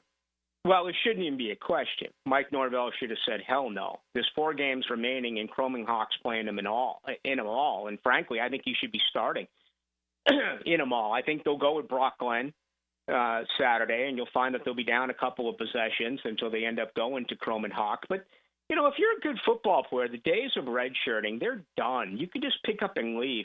What if you sit Kromenhoek down, Glenn does decent, then all of a sudden you hear there's a quarterback battle getting ready for the 2025 season, which is the worst absolute possibility for Florida State. I said this to you guys weeks ago. The only thing you can get out of this season is your quarterback, and it's Kromenhoek. Find out if he can play. Give him as many reps as possible, as many snaps as possible, and this year ends up being a disaster. But at least you go into 2025 saying, we're going to have to totally rebuild this thing, and we know that you can't get it done in recruiting, because Mike Norvell and his staff cannot recruit high school football players. He's going to have to go back to the well again with the transfer portal. But if you have a quarterback controversy, who's to say that Luke Kromenhoek, some other school doesn't come out and say, listen, come to us, top 10 program, you can be our guy. Now, I know Kromenhoek on social media and his sister on social media said that he's all about loyalty. I've actually spoken to Kromenhoek's dad before about this, and he is devoted to Florida State. But we know nowadays, certainly with these kids, things can change in a heartbeat. So a red shirt for him is, well, honestly, it's classic Norvell. I would almost expect it to happen because everyone with a brain says there's no way that it can happen. I wonder, is it Kromenhoek asking for it? I mean, is this the Luke camp saying, we want to preserve an extra year in case we leave, Rick? Is that, I mean... Haven't heard that. It may be. I'm guessing. I haven't either. I'm just asking you. Yeah, I have not heard that. I've spoken an awful lot about the quarterback situation, and, you know, I didn't even get to it. The belief is that Norvell is going to go back out again and try to bring in another transfer portal quarterback. You know, he did it with Mackenzie Milton. He inherited Travis, and then he did it now here with DJU. I wouldn't be surprised, but I really think Kromenhoek can play. I do too. Give him the experience. You have no rushing attack. You have a very poor offensive line. To credit Norvell, at least he played these young wide receivers who none of them are ready. Right. And they ran the wrong routes. They dropped balls. They made mistakes. But at least he's playing the future there at FSU. So that's what I want more than anything. But, you know, if I had, you know, obviously if I had my say, I would have Kromenhoek run out with the first-team offense against North Carolina this coming weekend and let him run this football game. But I'm telling you, we'll find out. It's going to be Brock Glenn, and then he's going to get a couple of series, and we're going to look up, and it's going to be 7-0 or 10-0, 14-0. Then all of a sudden you're going to go to Kromenhoek, and you're going to ask him to come from behind to try to win. Yeah, I think you're right. Final thing, and I almost feel silly asking this. You're 1-7. But they're not going to win next week, obviously. So they play at Notre Dame. Is there significance to the game even, Rick? Will anybody show up? The 3:30 start. It's a home game. You know what I mean? Am I going? You see where I'm going with this? It's 2-7 versus 1-8 with a loss impending the next week. What's the feel going to be like for this game on 3:30 on Saturday? I actually think it'll be better than expected. Okay. I still think Florida State fans have done a good job throughout all of this, and you know they stuck out their chests and tried to defend the brand and defend the name with everything with the ACC and the playoff snub. Yeah, and they're down. Yeah, I know of a lot of folks who have sold tickets, including last week in the trip to Miami, but I still think it'll be better than people expect, just because there is that diehard group that wants to get over there 5 or 6 times a year, and regardless of this being just an awful set of circumstances, I would expect it to be pretty close to normal. And, you know, with the reconstruction, you have the less seats, the less capacity, so that'll help out a little bit. But, yeah, my guess is that I think it will be pretty much the way that you would expect it to be, pretty much to normal coming up there on Saturday. All right, Florida State, North Carolina, 3:30 at the Doak coming up on Saturday. Rick Ballou checking in, talking FSU. Nobody knows it better. Thank you, Rick. We appreciate it, buddy. See you guys. Bye. All right, we'll take a break. Hayes has headlines on the other side to wrap the program. Stay with us. It's the ride home with the Frangie Show. From the Harold and Harold studio, don't settle for less than you deserve. Attention men and women. If you would like to get your hair back, then you need to listen to some of our clients. John in Orange Park. IHRS showed me what was causing my hair loss and helped stop it. Call IHRS now at 904-777-IHRS. Find out how to grow your hair back with a free hair and scalp examination. Mike from Bay Meadows. I finally found the most experienced company who could restore my hair. Now I have hair where I had none before. Results guaranteed. Diane from Ponte Vedra. Now I have what lotions couldn't give me. Thick, beautiful hair. Find out why you're losing your hair and how to grow your hair back. Call 904-777-IHRS for a limited time free hair and scalp examination. Now my hair will grow for the rest of my life. Thanks, IHRS. Thank you, IHRS. Thanks, IHRS, for giving me my hair back. Hurry and receive a free hair and scalp examination and get 2 weeks of laser treatments for free. Call IHRS at 904-777-IHRS. That's 904-777-4477. Hairforme.com. Hey, sports fans, it's Hays Carlyon from MyBookie. Find your midseason stride with MyBookie. Take advantage of their live betting, especially if a heavy favorite gets off to a slow start, and check out their cool prop bets. If you haven't signed up, go to mybookie.ag and register for a free account. Use promo code 1010XL to get a double bonus. For a limited time, MyBookie will double your money on your first deposit. Let's take a look at some updated MyBookie lines. The Jaguars are a 7.5-point road underdog against Philadelphia. The over-under is 45.5 points. The Gators are a 16-point underdog against the Dogs. The Noles getting 2.5 points at home against North Carolina. Sign up with that promo code 1010XL to claim your deposit bonus. Again, it's a double bonus. Bet anything, anytime, anywhere with MyBookie. And don't forget that promo code 1010XL.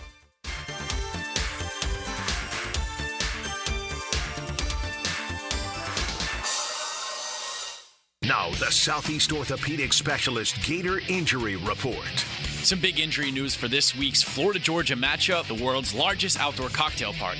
The Gators announced senior cornerback Jason Marshall Jr. will be missing the rest of the season due to a shoulder injury he suffered in Kentucky's game 2 weekends ago. Star wide receiver Eugene Wilson, as well as defensive back Jakeem Jackson, have also been ruled out for Saturday's game. I'm Max Fink with your Gator Injury Report, presented by Southeast Orthopedic Specialists. Frank Frangie here for Stanley Pools. You know, pool design has come a long way, and if your pool is outdated, Stanley Pools specializes in bringing older pools up to date for the whole family to enjoy. That's why I did it a few years ago, and man, I love the way my pool looks now after we added travertine pavers and so much else. Stanley Pools has been serving our community since 1988, so call them today at 269-7277 or find them online at StanleyPoolsFL.com. That's Stanley Pools, a family tradition of fine swimming pools. Want to be up close and personal with the Jaguars as they take the field? Here's your chance to be in the shadows, outside the Jaguars locker room, now called the Vault. Enter today at everbank.com/shadows. One winner and a guest for every home game at Everbank Stadium. No purchase necessary to enter or win. Open to legal residents of the United States and D.C. 18 and older. Entry periods for the Shadow Sweepstakes promotion from 8/19/24 to 12/15/24. For official rules and complete details, visit everbank.com/shadows. Sponsored administrator, Everbank NA, member FDIC. Jimerson Burr is a full-service, Florida-based commercial law firm that has experience and capabilities to handle any legal issue a business is confronted with. Learn more about what they can do for you at jimersonfirm.com. When the Dogs and Gators cross the bridge, the world's largest cocktail party becomes a fight on the First Coast. The party of the year. Florida Georgia Week is celebrated by Kingfish Pest Control and Ackerman Urology and Cancer Center on 1010XL. You don't have to be a football star to get a signing bonus. The team at Republic Services needs your skills, and they're paying up to $5,000 for you to join the roster. You'll be joining a winner. As an essential business, the Republic Services trucks have not stopped rolling with hourly and weekly pay and better benefits and vacation packages than the rest of the league. Driver trainees, $1,000 sign-on bonus. CDL drivers, $3,000. Diesel mechanics, $5,000 bonus. Join the winning team at Republic Services today. Visit republicservices.com. Equal opportunity employer. Rotator cuff injuries are common among athletes and those who have physically demanding careers. Don't let this injury keep you away from the sport you love. Dr. George Barry here, and the first thing you need to do with a serious shoulder injury is to diagnose where the damage is and how significant it is. Rotator cuff tears are either acute tears sustained during an injury or accident, or degenerative tears. If you're interested in learning more about rotator cuff repair and how our expert team of orthopedic surgeons can help you, call Barry Orthopedics today or visit barryorthopedics.com. Need protection? Call Craig and Christine Kaprosky at Goosehead Insurance. The Kaproskys are a husband-wife team committed to finding you the right coverage at the right price in just a few short minutes. For home, auto, flood, or specialty insurance, Craig and Christine Kaprosky are the answer. Craig.Kaprosky at Goosehead.com.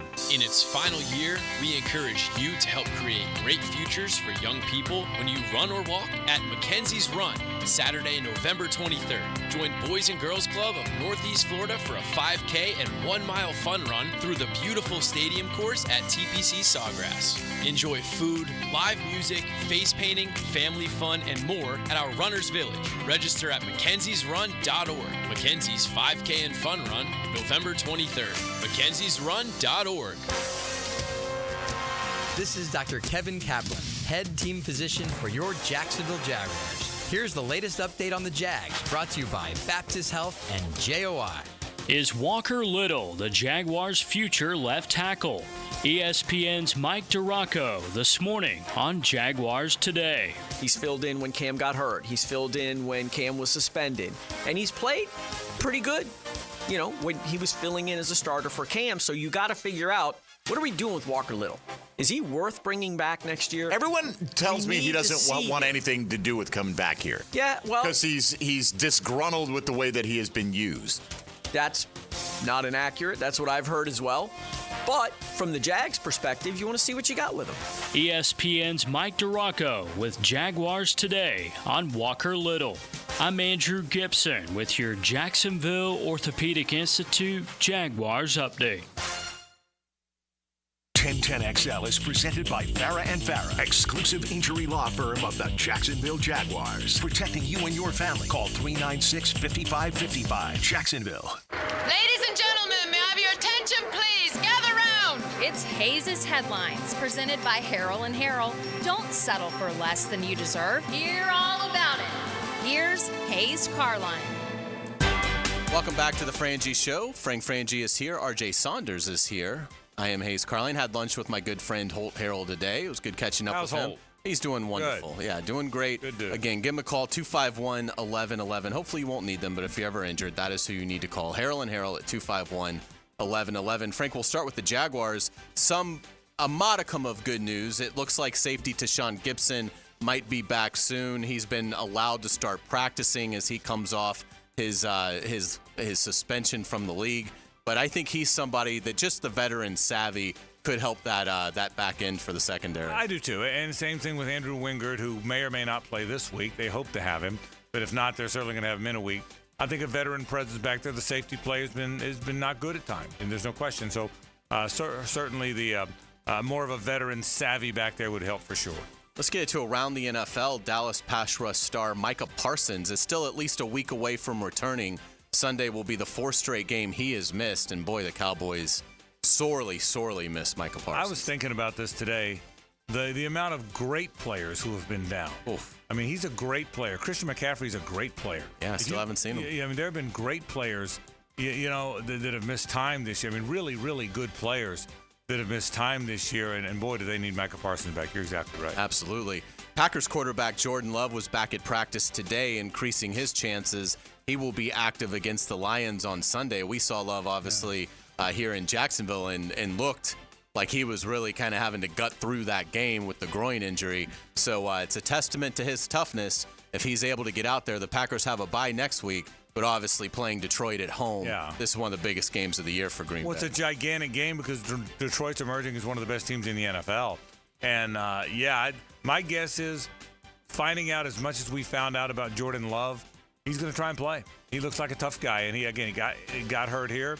They certainly can manage the game with Malik Willis. They're a different team. But he's not been terrible. He's been pretty good when he's been asked to play. But I would think Jordan Love gives it a go. Yeah, I would think so. Let's get into college football. The Gators injury report came out last night. Not good. The Gators will not have receiver Trey Wilson or cornerback Jason Marshall for Saturday's game against Georgia. Marshall is reportedly out for the season. Yeah, that shoulder looked like it was real, that injury. I think Trey Wilson is trying to stay available for a red shirt. I haven't heard that. I don't have any insight on it. But he was healthy the other day. Now they say he's going to get a second opinion on his hip. He played. He ran around just fine. They didn't go to him very much the other day. I don't know how many games he's played. What is it? You can play 4? You can play 4. And what has he played? I think he's played 4. Yeah, maybe. I would not be surprised if if he's shut down. I hope I'm wrong about that. But it's too peculiar. The one game 2 weeks ago that he warmed up the whole game and then didn't play. This game, he wasn't targeted very much. Now, all of a sudden, out of nowhere, he's not healthy again. And he looked so good in warm-ups 2 weeks ago. I'm going to guess, and I'm guessing, that you're going to see an announcement after this week that he's shut down for the year. I'll bet you that's what's going to happen. Yeah, it certainly feels like that's a possibility. Let's get to Major League Baseball. The Dodgers win the World Series. Frank, what were your thoughts about very bizarre Game 5? One of the strangest games I've seen. I said at the top of the program, Garrett Cole, for how amazingly good he was, and he was so good, made the error you can't make, the mental error, and didn't cover first. If he covers first, they're out of the inning with no runs. It became a 5-run inning. And that and the ball that Judge dropped. I think the Dodgers had the best team. But I also think the Dodgers played their best. Their best players stood up and played great. Ohtani not so much, but he was hurt. But I think the Yankees didn't play very well. I think the Dodgers are the better team. I don't think they're 4-1 better than the Yankees, 4 games to 1 better, but they played really great. They played with a grit. They battled back, and I give them credit. A very deserving World Series champion. Absolutely. Freddie Freeman wins the MVP honors and obviously a landslide. What an incredible series for him. How much does this change the legacy of Freddie Freeman? Well, it enhances it greatly. It was a great legacy. He's a great hitter. He's not been a great home run hitter. He's been a good home run hitter. Been a great average hitter in an era when nobody hits for average anymore. But he's just a baseball player, man. I mean, you realize he tied the record for most RBI in the history of the World Series in a single World Series? Yeah, he had 12, right? He had 12, which tied Bobby Richardson in 1960. One more than Mickey Mantle had. I mean, they played baseball for a lot of years. He tied the record for the most ever. I mean, that's pretty amazing stuff. Yes, that'll enhance his legacy greatly. I think he's got a chance to be a Hall of Fame player. And I don't think he's done. That's the other thing too. And what's your early thoughts on who's going to be in the World Series next year? Well, certainly those 2 teams you have to consider are 2 of the best teams in baseball. And there's no question. I still think the Phillies are really good. I still think the Padres are really good. And I haven't given up on the Orioles, who continue to collapse in the postseason but have a really good baseball team. So if you asked me to pick a handful of them, I would go Yankees, Orioles. I would go Dodgers, Phillies, Padres. The Phillies and the Orioles are the best 2 teams who didn't do much after the season. Braves? The Braves will be in the hunt. It'll be interesting to see what happens with all those Braves guys, all those injuries. I think the Braves are good, but I thought they'd be better than they were this year. They had so many injured guys, Hays, that I don't know where they're headed. You know what I mean? Acuña's had 2 major injuries. Will he come back as the same guy? Strider is a pitcher. He's a hard-throwing pitcher. So many of those guys were hurt. How healthy will they be? How good will they be when they regain their health? I think that's the question. Yeah, let's get to college basketball.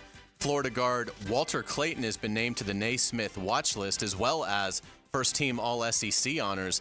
The Gators open the season Monday versus USF here in Jacksonville. Frank, what kind of season are you expecting from the Gators and from Walter Clayton? I think the Gators are going to be really good. I think they were very good. They could score with anybody last year. They weren't very good defensively, and that's because they weren't very physical. They were a lean team, and when they got in that tournament game with Colorado, particularly without hand locking, you knew they were going to get pushed around. So I think they've gotten more bulk. I think Chinleu, the center, is a bulky guy. Alexis, the power forward, they've gone and gotten physical guys. Elijah Martin is a very physical guard.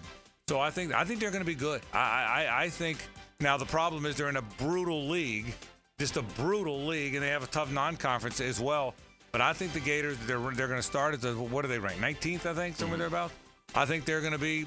They should. If they're not a Sweet 16 team this year, I'd be disappointed. Yeah, I think that's a fair expectation. The NBA is in full-fledged regular season mode, and we've got our expert here with us today. RJ, give us some early season thoughts. What stood out to you so far in the association? I think one of the big feel-good stories, and I understand that we do quite a bit with them, but the Orlando Magic, I really feel this is a team that, following their 7-game series against the Cleveland Cavaliers in the playoffs, I really feel like they've taken that energy and have brought it into this season. And I think a guy like Paolo Banchero, this is just a great way for him to make a name for himself. Every record that he's had thus far in terms of opening the season with 33 points. Tracy McGrady, the only other Orlando Magic player to open up a season for the Magic with 33 points. Shaq has the most with 42, but both of those guys, Hall of Famers. Paolo Banchero dropping 50 points against the Pacers. That's the most for guys since 2006 with LeBron James, that he becomes the youngest player to do that since LeBron James. So for ESPN to rank him the 24th best player in the NBA, I really feel like he's trying to make a statement, not just for the city of Orlando and for the Orlando Magic team, but for he himself as well. This guy's a tough cover, and I feel like he's going to be one of the top 15 to 10 players come next season if he continues on this trajectory. It'd be cool for Orlando to have one of the better players in the league. Absolutely. It's been a while. They had it with Shaq and Penny, but it would be cool for Orlando. Again, I don't know how much NBA interest there'd be around here. Certainly, RJ does a wonderful job with his show, Open Gym, and talking NBA. But maybe that would inspire that a bit. Yeah, no doubt about it. It'd be a lot of fun. I hope the Magic have a great year. Let's get it to pop culture. We're going to celebrate one of our favorite comedic actors today, John Candy. Today is his birthday, born in 1950. Obviously, he died at the age of 43 back in 1994.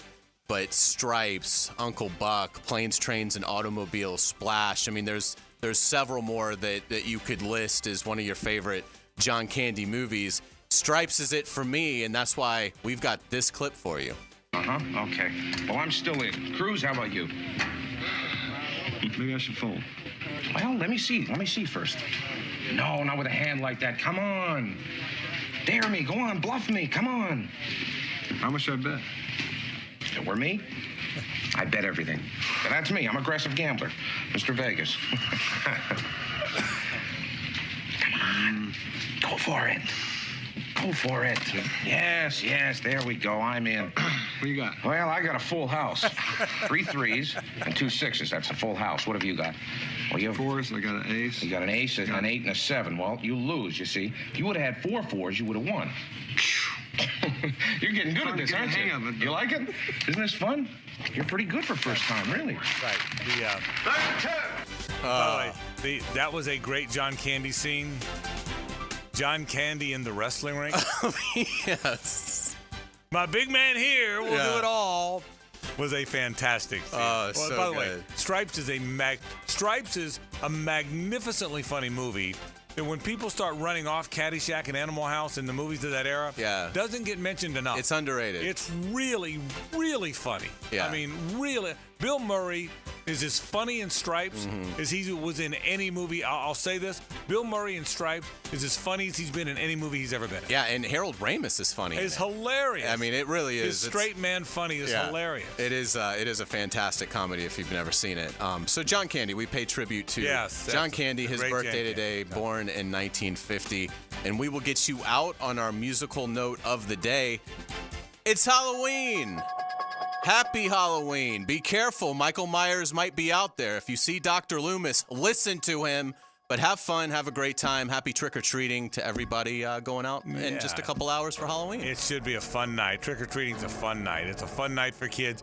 Any night that's about kids is a good night. And it'll be a good night. And we'll be handing out candy. I'm sure you will be as well. Yes. And so it's a good night. So well done on headlines and well done on getting us ready for Halloween. All right, RJ, where have we been today?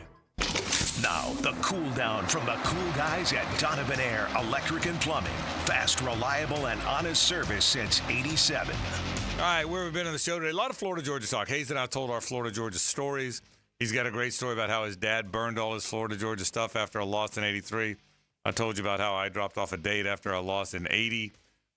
We talked about some fun games we have watched and the significance and the importance and the self-esteem this game brings to our great city. And I love this week. I truly do. I don't get to see the game, and I'm not in town much these days for Florida Georgia games because I travel with the Jags, which I love. But I love certainly Florida Georgia week and everything it's been. Greg McGarrity came by, told some fun stories as well, and talked a little bit about what the Gator Bowl might do. Rick Ballou was along to talk about FSU and North Carolina, and that is where we have been today on the course of the program. All right, we just got about 7 minutes to go here on the show. Tomorrow on the program, we are loaded up. Let me give you tomorrow's lineup. Doug Peterson will join me at 4 o'clock, as he always does, to start the program, and he'll talk about Jags and Philly. And going back to Philly, I know that's special for him, and also about the state of the Jags with no Cam Robinson and no Roy Robertson-Harris, and Walker Little being the left tackle. So we'll certainly talk about that as we move forward. So Doug Peterson with me at 4 o'clock to start the show tomorrow. Rafael Esparza from MyBookie will give Hays some good bets of the weekend. Then Jeff Dantzler checks in from Athens, Georgia, the Jeff Dantzler Show, 960 The Ref in Athens. He will be with us from the Georgia Radio Network at 4:40. Pete Prisco at 5 o'clock. Picks at 5:20. Headline. We're pretty busy. That's a great show. We have a lot of stuff, so we're really looking forward to it. And again, Florida Georgia weekend is really a fun time, and it's a fun time. It's a fun weekend here. It's a special weekend here. And I hope you enjoy it responsibly, of course, but enjoy it. I think people should enjoy it. We'll talk more about that coming up tomorrow on the program. Do you have a favorite Halloween candy? I don't. I don't have a favorite one. It's been a long time. I'm like everybody else. The ones I didn't like were the orange peanuts. What are the circus peanuts? Yeah, that what they're called? Oh yeah. And those were the ones. I like. It's my favorite candy now. I'm not much of a candy eater. I'm a sweets eater, but not a candy eater. I love Kit Kat. You like Kit Kat? Kit Kat's great. I love Kit Kat. Growing up, I was probably a Milky Way. Do they still have those? They do. Milky Way, Snickers bars. Snickers is fantastic. Those were probably the one. They were the go-tos as a kid. I didn't like nuts as a kid, so I was always more of a Mounds than an Almond Joy guy. But what about you? Reese's Peanut Butter Cup is by far my number one. I love Okay, those. you can't go wrong. And Snickers are great. Yeah. What about you, RJ? Favorite Halloween candy? I was going to say the same as Hays, Reese's Peanut Butter Cups. And then as a young kid, I really got addicted to Nerds. So Nerds became like one of my favorite candies as well. RJ, did you have a favorite costume? What was your best kid costume? My best one, I believe my parents dressed me up as like a ninja. I think I was like in kindergarten, and we all took like a big group photo, and here I am in the back as a ninja. And the funny part about it was they took the picture, my eyes, I don't know what I was seeing in the grass. Like, I'm just not looking into the camera. So everybody else's eyes are in front of the camera, and they have these huge smiles, except for me. You couldn't even see my smile because I had the mask over my face. What about you as a kid? My favorite costume, I went as Freddy Krueger, and my mom. Because of course you did. Yeah. And my mom, who's a really gifted artist, made the glove. So she got like these nail files that she thought would work, and kind of made a glove for me. Yeah. And then I, she kind of did the makeup, and I think one year maybe I had a mask, and another year she kind of did the makeup for me. But it was amazing, and I thought it was Freddy Krueger. My favorite as a little kid was Batman. It was the Adam West Batman because it was all the rage when I was a kid. And my mom would sew, and she got the navy blue silk. She bought the silk at the material store or whatever, and sewed the mask and cape. That's awesome. The Adam West one. Now, the problem was we didn't have the tights, so it probably lost effect with like the T-shirt and jeans. So I was Batman with the cape and the cape and the mask and T-shirt and jeans. Oh yeah, I would rock as a and I dressed as a football player. Did you do that as a kid? I really didn't. I went as the Wolfman a couple times, I remember.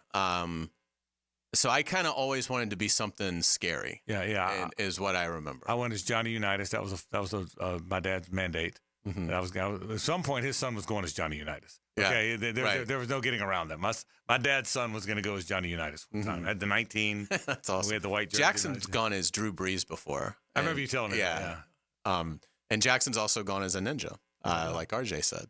Well, I wanted to ask you guys this. Do you guys decorate the house for Halloween? My wife's a big decorator for most seasons, Christmas included, but she is not a very big Halloween decorator. How about you? Oh, absolutely not. Yeah, we don't do the whole decorating, but it's pretty cool, like to see people around the neighborhood really get into decorating their houses for Halloween. It's amazing some of the stuff that you see that people have bought and put in their yards. I love it. I love taking the dogs for a walk at night and seeing all the cool stuff. We don't have much up.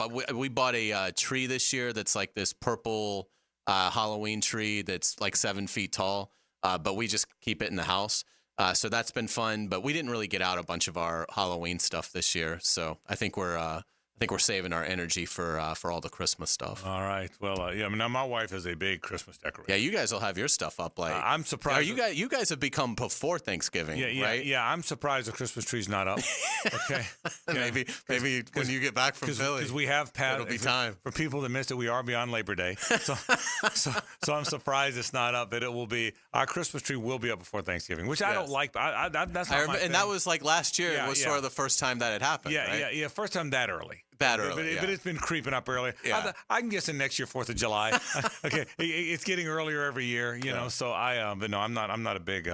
But my wife, and I love decorating. I love Christmas. Yeah. But I just don't know that you do it on November freaking 15th. But I mean, that's what's going to happen. Yeah. Passing out candy, either one of you guys? Oh yeah, absolutely. We sit in. Suzanne and I. I got good stuff. Yeah, we'll sit in the drive. We sit in the driveway. Yeah, I don't. We've got 2 dogs, so I do the same thing. We'll sit out in the driveway, and it's fun, you know. And then once the first rush is over, I just put the basket out. Same here. Say, have at it, folks. That'll do it for our program. Thanks for being part of it. But Jaguar Happy Hour, including the Doug Peterson Show, that comes up right now. We'll be back tomorrow at our normal time, 4 to 6. Doug Peterson, Rafael Esparza, Jeff Dantzler, Pete Prisco, busy show tomorrow. Look forward to it. We're out here. RJ, nice job sitting in. We surely appreciate you. JJ will be back with us tomorrow. For Hays, RJ, and JJ, I'm Frank Frangie. So long.